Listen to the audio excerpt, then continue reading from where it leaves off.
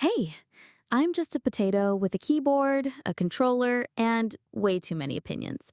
And today, we're talking about Wuthering Waves. This isn't hype, this isn't hate, it's just a developer's look at what worked, what didn't, and what might be coming next. So, let's start at the beginning. Before the game even launched, Wuthering Waves had a certain energy, a vibe. The trailers looked gorgeous. The music was ethereal and the combat fast, weighty, and way more involved than your typical mobile gacha. People started calling it Genshin's competitor, or Genshin but with real movement tech. And yeah, comparisons were inevitable. Open world, anime aesthetics, gacha system. But where Genshin went for elegance and flow, WuWa promised something different. Something faster, punchier, more mechanical. The hype was real, especially for combat nerds and action game fans. You saw parries, air combos, cancel tech, grapples, and it looked good. Even from early beta footage, the skill ceiling felt high. Traversal also got people talking. Wall running, double jumping, grappling through vertical terrain like some post-apocalyptic Spider-Man. It wasn't just flash. It looked like freedom. And the devs, they weren't afraid to say it. They were building something bold, not clone, a challenge. So, expectations were high, not just for gameplay, but for tone, story, and long-term vision. People wanted the next big thing, something that learned from Genshin, but wasn't afraid to do things its own way. So, did it live up to that? Well, let's talk about the launch. So, launch day. Let's just say it was a bit rough. The servers were a mess, classic day one stress test failure, login queues timed out, tutorials bugged out. Some people couldn't even start the game. But the real pain point was performance, especially on mobile. Devices overheated, frame rates dropped into slideshow territory. Some users reported FPS dipping below 20 on phones that could handle Genshin just fine. Part of that came down to how WuWa's engine handled asset streaming and scene loading. Instead of graceful degradation, the game would try to load too much, too fast, all at once. No proper throttling or LOD fallback, just brute force, until your phone begged for mercy. Even on PC, things weren't smooth. No shader pre-compilation meant stutters on first loads. Some GPU setups weren't recognized properly, especially for AMD users. There were reports of memory leaks, unexpected CPU spikes, and even corrupted cache data. And the user experience didn't help either. Menus lagged, button inputs felt sticky. The camera lock system, let's just say it had a mind of its own. If a flying mob got behind you, good luck swinging at anything useful. Then you had the ecosystem, cool in concept, weird in execution. Between the delayed UI response and the vague tutorial, most players were like, wait, is this a pet system? A stat relic? A skill mod? Why am I absorbing jellyfish? Even the audio had issues. Voices cut off mid-line, some scenes had placeholder sounds. And the English dub, it felt like it was recorded out of order or out of sync with the script entirely. But here's the thing. This wasn't a disaster. It was functional. Just fragile. Like someone put together a Ferrari frame and forgot to tighten the bolts. If anything, you could feel the ambition in the bones, but also the crunch. And for a game with this much hype, that disconnect was hard to ignore. People didn't rage quit. They just quietly uninstalled, saying, yeah, I'll come back when they fix it. But here's the plot twist. They actually did start fixing it. Fast. Let's talk about that. Okay, so the launch was messy. And let's be real. A lot of games would have just said, "Thanks for your support. We'll continue to optimize the experience." Then silently shove future updates into Q3 and pray no one asks questions. But Kuro Games? They went full beast mode.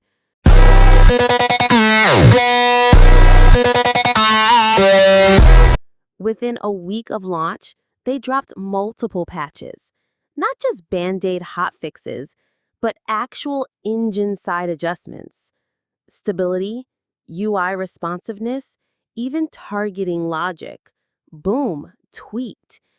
They didn't just slap fixed known issues in the notes. They gave transparent breakdowns. What was broken, why it was broken, and how they fixed it. Like real patch notes, written by real devs who probably hadn't slept in 72 hours and were powered purely by caffeine, despair, and post-launch adrenaline. We're talking overtime, emergency syncs. Half the studio probably sleeping under their desk with a laptop balanced on their chests. Because here's what they did in less than a month. Key binding support, with full rebinding logic, cutscene skipping across all platform builds, a combat test room with damage numbers and recovery dummies, multiple translation fixes, input lag reductions, menu responsiveness updates, and still pushed out compensation with every major fix. You don't get that level of response unless the dev team is sprinting like it's life or death. They didn't just ship and run. They shipped and then said, "Okay, now let's fix what launch broke." And you could feel it.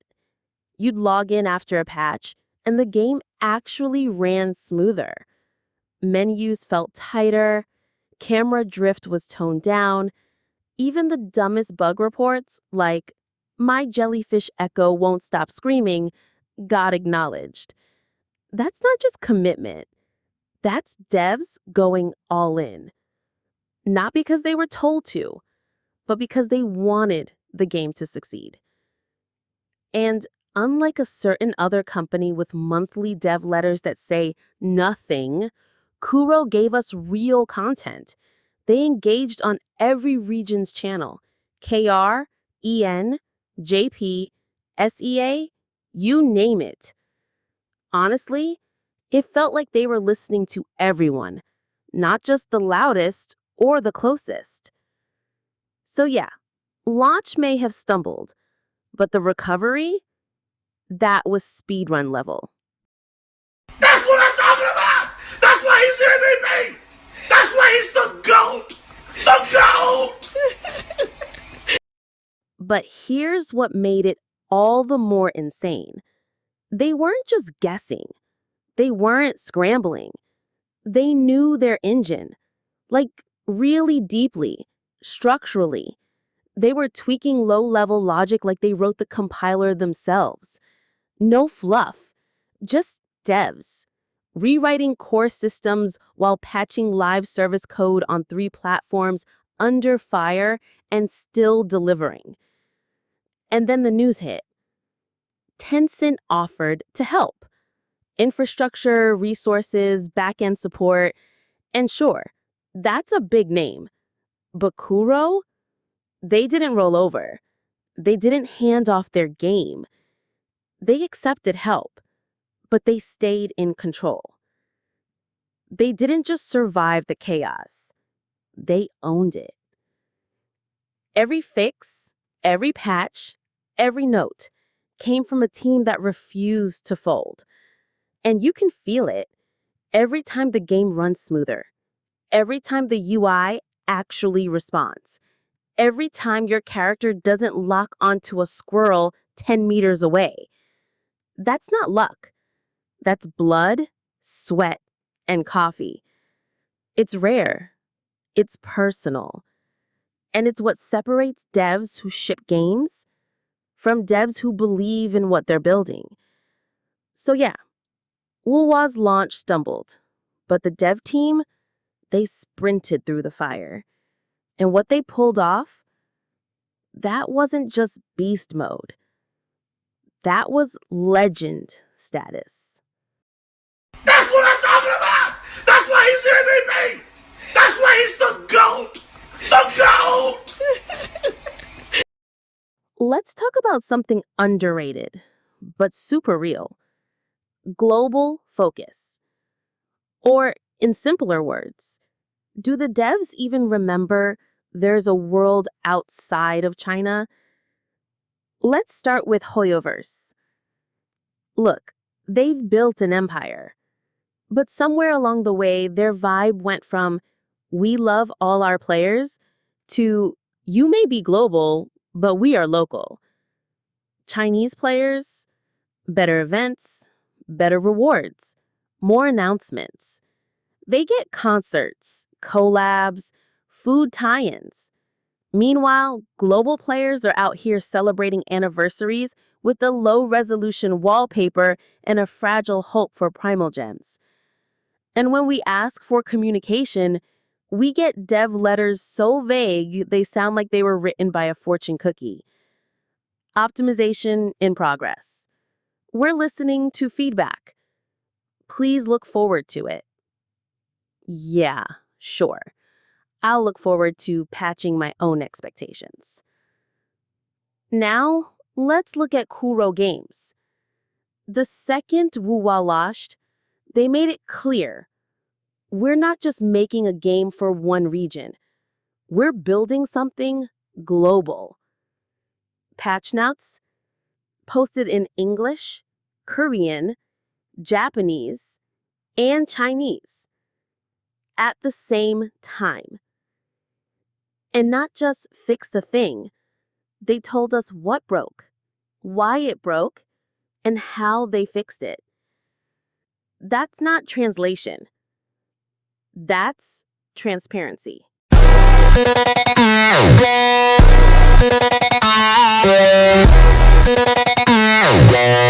Even the UI felt region aware. Font sizes adjusted, local voice direction made sense. Menus didn't break just because your language used longer words. And yeah, the translations at launch weren't perfect. But they admitted that. They owned it. And they fixed it. Meanwhile, Hoyo?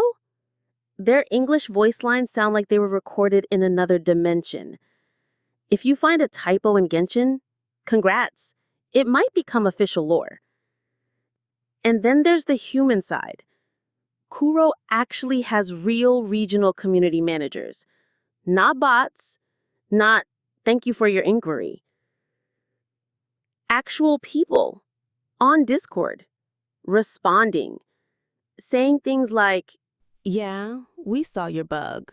We're fixing it next patch. Thanks for the report. It's rare, like finding a shiny Pokemon. If that Pokemon also fixed your frame rate. And the events? Global. No region locks. No CN only. No, this campaign is exclusive. Everyone gets the same stuff. Because Kuro gets it. They know players exist outside their office. And honestly, that kind of mindset builds trust. It builds loyalty. It makes people want to stay. Because in the end, cool characters are great. Combat is nice. But what really keeps people around? Feeling like you actually matter. All right, let's stop roasting for a second and give Wuthering Waves some well-earned praise. Because despite all the launch issues, this game has serious strengths. Let's start with the movement system. Traversal in this game feels fluid. You get a grapple, a double jump, a dash, a wall run. And it all flows together almost perfectly. Once you get the rhythm down, exploring the map doesn't feel like work. It feels like freedom. It's one of the first gacha games where movement is fun just for the sake of it. Now combat. Combat is snappy. Parries are crisp. Swaps are immediate. Animations are smooth. And more than that, they have weight. The ecosystem adds strategy. Combos feel satisfying. And the game rewards you for skill and timing, not just elemental cheese.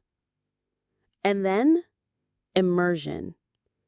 WuWa pulls you in. The world feels alive. The atmosphere is layered. The music sets the tone. The visuals carry mood. You're not just going through quests, you're soaking in the world. And the story? Yes, the story is actually good. It's dark, it's tragic, it has emotional weight. Characters are complex, they feel broken, but real. And most importantly, the main character isn't useless. They're not standing quietly in the back while everyone else does the heavy lifting. They're powerful, they fight, they matter. You're not just playing a story, you're in it, driving it, affecting it. And that alone makes the game 10 times more engaging. Now let's talk QOL, quality of life. Cutscene skipping, combat training room, damage number toggles, key rebinding, on-screen event tracking, and a photo mode that actually works. These are features players have been begging for in other games for years. WuWa launched with them. No hype, no excuses, just, here, you'll probably want this. And we did. And we loved it. Because WuWa isn't just another anime game. It's built with intention. It respects your time. And it knows what kind of experience it wants to give you. It's not perfect, but it's clear.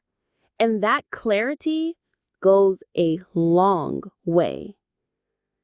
And let's not forget what quietly makes or breaks any modern game. Optimization. WuWa might look high-end, but it runs surprisingly well on a wide range of devices. PCs, laptops, phones. It scales smartly, gracefully. Loading times? Fast. Thermal issues? Minimal.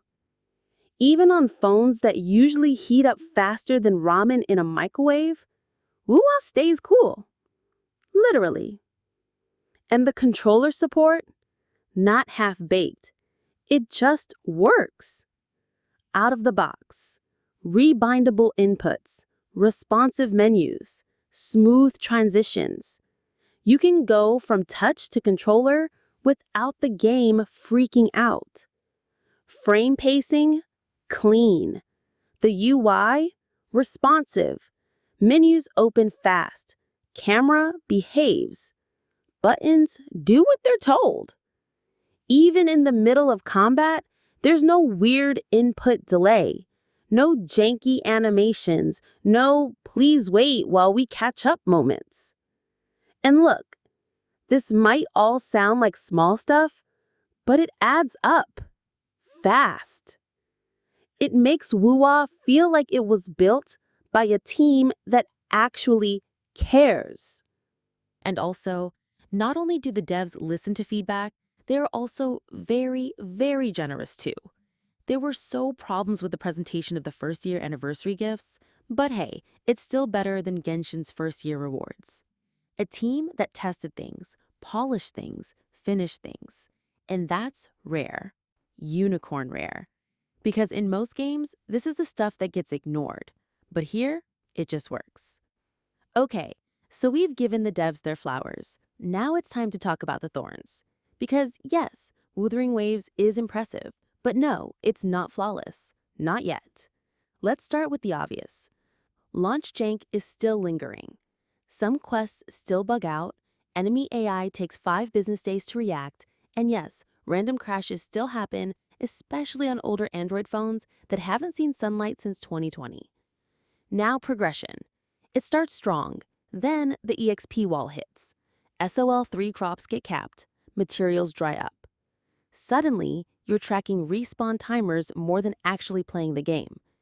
And yeah, late-game enemies have more health than your self-esteem during exam week. Bosses feel like raid tanks. Meanwhile, your characters hit like interns armed with foam bats.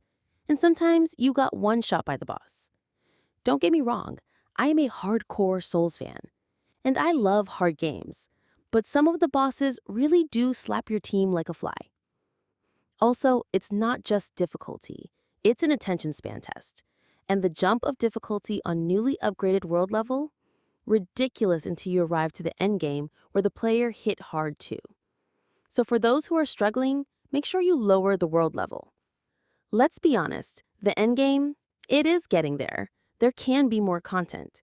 It's getting better, but right now, if you're a theory crafter or a min-maxer, you'll hit the ceiling fast. And finally, onboarding. For a Souls fan, this game is perfect. But what about others? There might be a huge skill requirement, I see. But hey, you can't even clear current Genshin's endgame with skill. So yeah, WuWa's good. But there's still work to be done. The good news is the devs have earned enough trust that we believe they'll actually do it. And hey, most of them are all fixed right now. It's a win for the players. So, where does Wuthering Waves really stand? It launched rough, no denying that. But it didn't disappear. It didn't go radio silent. And it definitely didn't pretend everything was fine. Instead, the devs listened. They worked. They pushed out patch after patch, not to save face, but to earn trust. And players, we noticed. We appreciated it. People who dropped the game early came back. People who were skeptical got curious again. WuWa turned a shaky debut into a full-on redemption arc in record time. And now, it's not just that other gacha game. It's a global sensation. Not because of hype, but because of heart, effort, and follow-through. It's not perfect, but right now, it's honestly amazing. The movement feels good. The world is immersive. The main character is a beast. And the combat? Man. Let me just say this. I personally love the dodge and parry mechanics in this game. They're not just responsive, they're satisfying, skill-based. And when you time that perfect parry, 10 out of 10 would dodge again. That's what I'm talking about. That's why he's the MVP. That's why he's the GOAT. The GOAT. But I'll be honest, there's also a part of me that's worried. Because we've seen this story before. A company starts with passion and ends up cold, greedy, corporate. Just like what happened with Genshin. So my one hope, my one wish, is that Kuro Games doesn't lose their way. That they keep listening, keep caring, and never forget that this whole thing, this success, this community, this magic, only exists because they earned it. WuWa still has a long road ahead. But if they stay on track, they won't just survive, they'll lead. Not by copying, but by daring to be different. By respecting the player. By building with love. By proving that greatness doesn't have to come with the price tag on its soul. At the end of the day, I'm just a gamer and a dev who wants to see something good thrive. Wuthering Waves isn't flawless, but it's fighting. And that fight, that's something I'll always respect. So here's hoping the waves don't crash, they rise. Thanks for watching. I'm Potato Dev Gamer. Catch you in the next one.